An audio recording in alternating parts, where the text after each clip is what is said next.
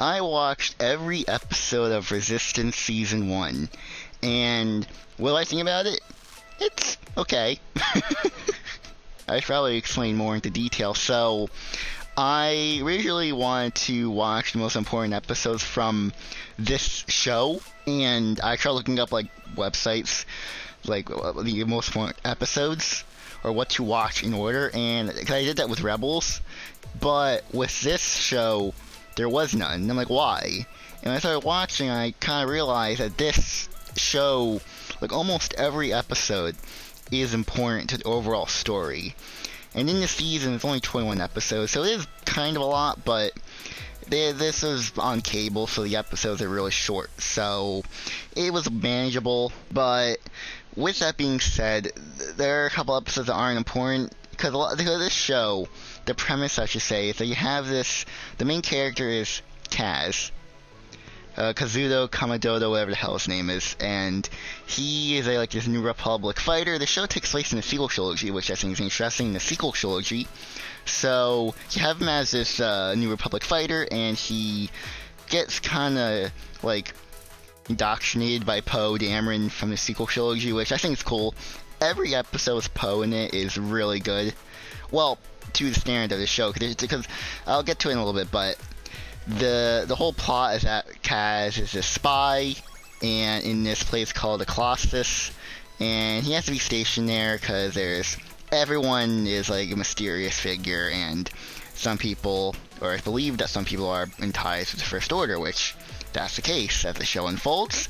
The First Order pretty much becomes very apparent in the show, and also tie-ins to the sequel trilogy. But if you haven't seen the show, would I recommend you watching every single episode? Maybe. Because like I said, all these episodes are important except for two, being the 4th and 12th episode. I don't think those episodes are that important, but every other episode is somewhat important, and it furthers the story. And if you were to just watch the first 2 episodes and the last 2 episodes, you will be lost, because a lot of stuff happens in this show. But what I have to draw a line at is that this show is weird. This is a really bonkers show, because this aired on Disney Junior. So this is meant for babies, yet the stories feel like they're from, Rebels. Which is weird, but at the same time not, because this show that actually was created by Dave Filoni. Which I was like, oh, cool. I mean, he doesn't... I can see how he affected this show, and thank God he did, because this would have been much terrible if he wasn't involved. But half of this show is good. The other half of this show is just really, really childish. The reason why... it took me a week or a week and a half to watch the show, because I couldn't watch more than 3 episodes. It gave me a mini headache. It did. It gave me a mini headache, and I couldn't watch more than 3 episodes, because everything's basically the same, really. I mean, except for the furthering the story, but a lot of these plots are kind of childish, and Kaz always fumbles, and Kaz is a terrible spy. He is straight up a terror. He's one of the worst spies I've ever seen in any media. He asks, the most obvious questions. I understand it's for babies. This is meant for babies. But it's trying to tie itself to a sequel trilogy. This kind of works the same way as, Rebels and Clone Wars, where you have the characters from the trilogy appear in this show. And this is a prequel to the sequel trilogy. This takes place months before the events of Episode 7, The Force Awakens. And, spoiler alert, you do actually see the events of The Force Awakens playing out in the last 2 episodes, which I find cool. But my god, this show is childish, and this show is really mishandled.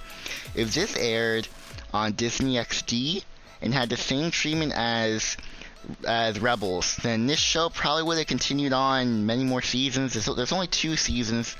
I've only seen season 1 as of recording this, but putting it on Disney Junior really hurts this show, and it makes it 2 different shows. Poe shows up a couple times, and it's such a relief, such a refresher whenever he shows up, because he brings Kaz with him on a mission, and it's such a refresher to leave the main area you're in, because you spend most of your time in the Colossus, and it took 17 episodes to get to an actual planet. There is no... the characters don't step foot on a planet until episode 17. you're mainly looking at corridors, and the Colossus is a station. It's a station. So you're not on a planet, because the planet itself is a water-covered planet, similar to Camino. So you're not seeing any planet, really, like trees, grass, the dirt, none of that. Any terrain you're not seeing. It's just water. But something I think I should talk about now: the animation. My God, this animation's terrible. It is straight up the worst animation Disney has ever produced. It really looks ugly when it's like when the scenes are set during sunset and the shadows are reflecting on the faces. It looks terrible. They should have used the same animation from Clone Wars, Bad Batch, Rebels, but I don't know if they had the resources to. This was meant for babies, so babies don't care what quality of the animation looks like. They just want to see characters fumbling around. That's all they want to see. But this is a Star Wars show, so there has to be some action and adventure and, stuff like that, which it does. It does kind of.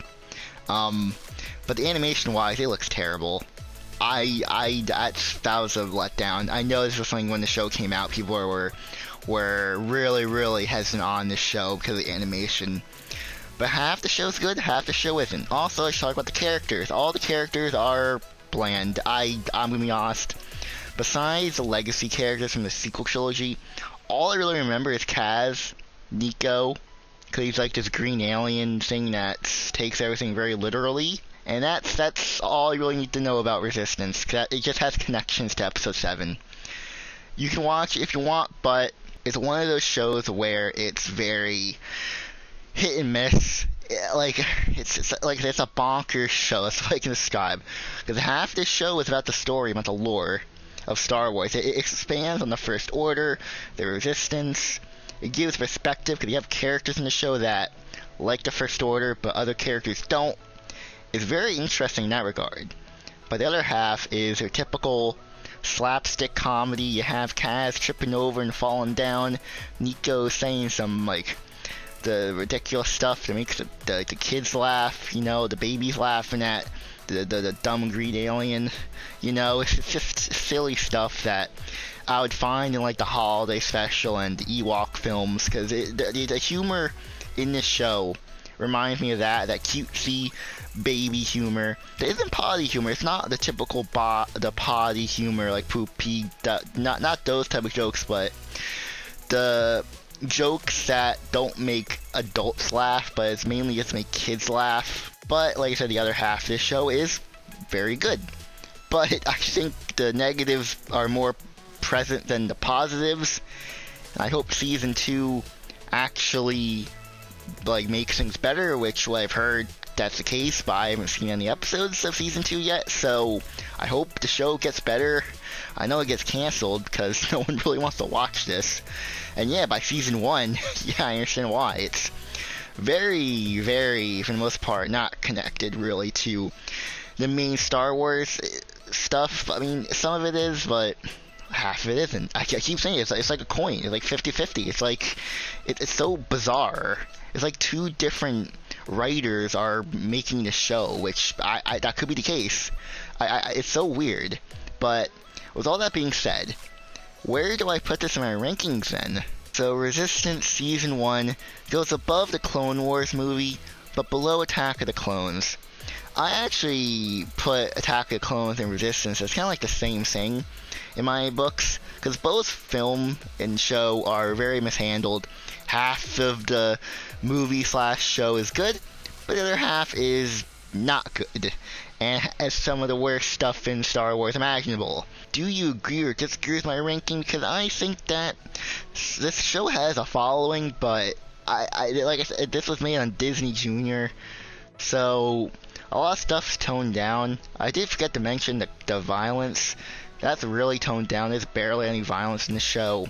But I am surprised that there's blaster fire in this show. People get killed in this, which is shocking because it's on Disney Junior. I mean, it's probably the most violent thing on Disney Junior that they ever made.